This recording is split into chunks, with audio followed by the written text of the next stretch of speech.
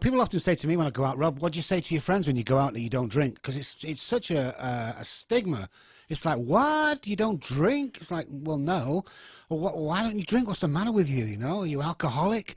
You know, I come up with all sorts of answers. Sometimes I say I'm back in training, or sometimes I say I'm taking medication. Sometimes I just be blatant and go, hey, guys, I'm allergic to alcohol. Because that is what I am as an alcoholic. I'm allergic to alcohol. I have a different reaction when I take it inside my body to what my guy next to me does. You know, he can take it with impunity. I can't. When I take alcohol into my body, it does different things to me, guys. You know, it really does. And I'm never the same. So I can't have any alcohol inside my body whatsoever, whether it be New Year, Christmas, you know, whatever the occasion is. I have to be careful, and what I'll do is I'll go to the bar and I will watch that drink come across the bar, and I will guard that drink all night long to make sure nobody says, come on, let's give Rob a good drink. Let's, you know, he'll be okay, just have one. And I say that first drink, and then I'm off to the races. There's no stopping me. I can't just have one drink. And if you're suffering from the same disease that I suffered from, guys, you know what I'm talking about.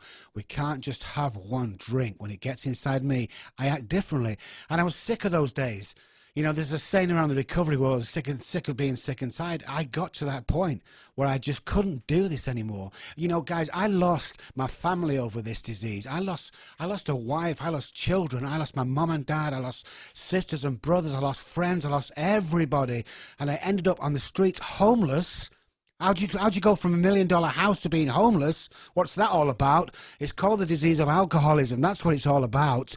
That's the serious side of alcoholism. So when I get on here and we have fun today, it's because I spent too many times crying in the past. I spent too many lonely times on my own, where I wasn't there for my children, for my wife, for my parents, for my brother, for my sister, for my friends. I lost all that. I wasn't there for them. I wasn't capable of being there for them. That's alcoholism. It's not the drinking. The drinking's got nothing to do with it. It's the way I am. It's the way I'm built. But there's a way around it, guys. There is recovery. You know, you can recover from the disease of alcoholism. And I've seen you, Michael. You're just a different person over the last, you know, months or whatever it may be, years that you've been sober. I've watched you change over that period to a different person. And I know some of your family in the studio tonight, and they're just so proud of what you've done.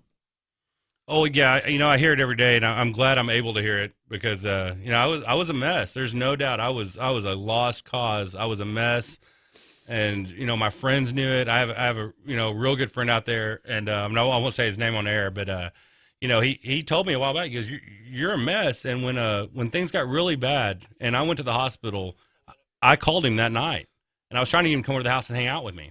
And I told him I'd quit drinking if he came over, and I don't even remember calling him. And, you know, he told me again this last week, he told me the story again. And he said, you know, he tried to call me the next day and he didn't hear from me.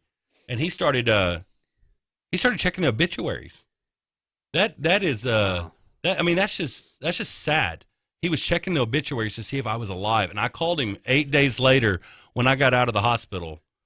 And, he said, "Are you okay?" And I said, "Why wouldn't I be?" He goes, "Man, I couldn't find you. I've been thinking you were dead." I know, it's sad. It's sad, but not anymore. We're back, and we're here to stay. We're clean and sober today, guys. Talking Sober is the name of the show. We're here every Saturday evening from 11 till 12, bringing you all the fun facts and everything else, the sad stories, who's in the news, who's not in the news, and we'll be back next week. Don't forget, guys, the number next week is 888-787-KLIF.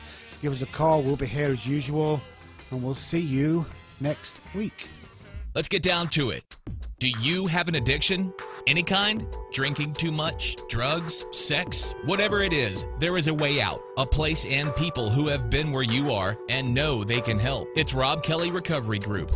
Whether you or someone close to you needs help, be it an intervention, a sober coach, or a travel coach, the Robb Kelly Recovery Group is there for you. Whether it's long-term, short-term, or hit it full-on with detox, the Robb Kelly Recovery Group is there for all of your addiction recovery needs. Listen to their show every Saturday night from 11 to midnight. Get a clue as to where to start, or just listen to other people with your same addiction. Maybe that's your first step. Feel free to call the Robb Kelly Recovery Group at 214-790-8000 or go online to robbkelly.com. That's ROBBKELLY.com or call 214-790-8000. Addiction recovery is all they do. Call or go online now. News and information 570 AM. 96.3 FM HD2. KLIF Dallas. KSCS FM HD2.